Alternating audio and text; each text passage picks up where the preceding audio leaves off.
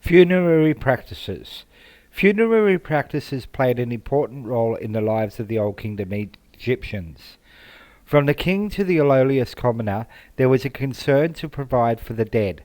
Again, social class determined the nature and quality of the burial. Remains were often mummified, a funeral was held, and the deceased was interred in a tomb. If you were the king, you would be provided with a pyramid, and another might be available for your queen, depending on the period in which you were living. Nobles built mastaba tombs with varying types of chapels and accompanying features. Changes occurred in all of these from the 3rd to 6th dynasties, and it is necessary to be able to identify the changes and the possible reasons for them. Mummification. Sources for Old Kingdom mummification include tomb inscriptions and, in some cases, actual remains. The practice differed significantly from that carried out in the New Kingdom, so we had to be careful not to make assumptions based on later evidence.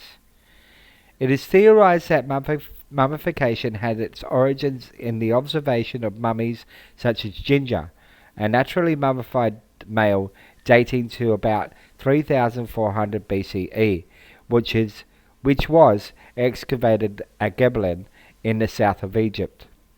Connections might have been made between the preservation of the dead and the possibility of an afterlife. Ironically, the hot sands of the desert did a much better job of preservation than many of the more sophisticated techniques that were subsequently developed. Mummification techniques. Early attempts to preserve the dead focused on wrapping the body and covering it in plaster. By the 3rd century, other techniques had appeared. Below is a summary of the techniques. Following is a summary of the techniques that we know about, the available evidence, and how these practices developed during the Old Kingdom. Desiccation or drying. After washing, the body was covered in a thick layer of natron, which was a mixture of natural salts used in the mummification process. The evidence for this was the mummy of Queen Merkensank III, which took 272 days to dry. Evisceration or removal of the internal organs. The internal organs, the lung, liver, stomach, and intestines, were removed. They were dried in natron, individually wrapped, and placed in a canopic chest, which was a ritual container for the mummified internal organs, and it was stored in the tomb. This evidence for this was lung tissue found in the canopic chest of Queen Hetepheres I. Recesses built in the walls of burial chambers are thought to be for linen-wrapped organs. This began in Dynasty IV. Before this, internal organs were left inside the body. Early canopic chests were square boxes made of stone, divided into 4 compartments. Stone jars were used instead of boxes in the late Old Kingdom. Wrapping. Ointment was rubbed into the skin and the body was wrapped.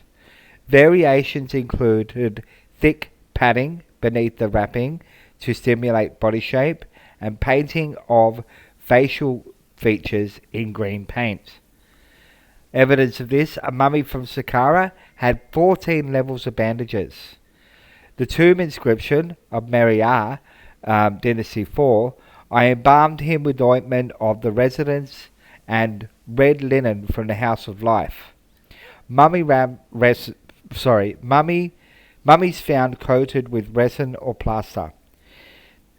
In Dynasties 2 and 3, bandages were soaked in resin and moulded to the features of the deceased, producing a hard, dry shell body in fetal position. From Dynasty 4 onwards, body was only wrapped in fully extended position, starts with wealthy and extends to the poor. The funeral. Royal funerals were different in several aspects from those of the nobles. These will be considered in the section on pyramids. All tombs, royal and non-royal, were located on the west bank of the Nile, while the living occupied the east bank. That is why the first step in the funeral journey involved travelling from east to the west bank. We can gain a good understanding of the nobles' funerals from the reliefs found on several nobles' tombs. The nobleman Ka, whose funeral is featured later, was an official of the sixth dynasty, probably during the reign of Pepi I.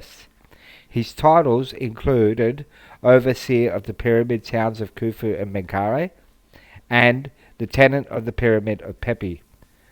Source 14 summarizes the stages of an Old Kingdom noble's funeral. Journey across the river.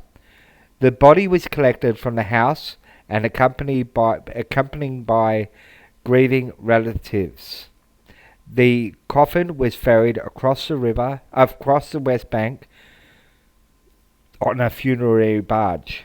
Two female mourners, called Drite or kites or hawks, represented the goddess Isis and Nephthys, accompanied the party. One might have been the wife of the deceased. Procession to the tomb. The coffin was carried or dragged on a sledge to the tomb, accompanied by family and mourners. The entourage included some professional mourners. The lector priest, identified by his shoulder sash and scroll, and the embalmer. Rituals are at the tomb. The lector priest read prayers to make the deceased a blessed spirit and purified the Ka statue. This was done by the embalmer until Dynasty 5. A ritual called the opening of the mouth was performed on the Ka statue. This restored all senses and physical functions for use in the afterlife. Animals and birds were slaughtered and sacrificed to the deceased. Temple singers and dancers performed ritual dances. Burial. At some stage in the proceedings, the body was lowered into the tomb by men assisted by the lector priest and the embalmer. After all these rituals were complete, a priest swept away all footprints, and the priests and mourners left the tomb. Thanks for listening.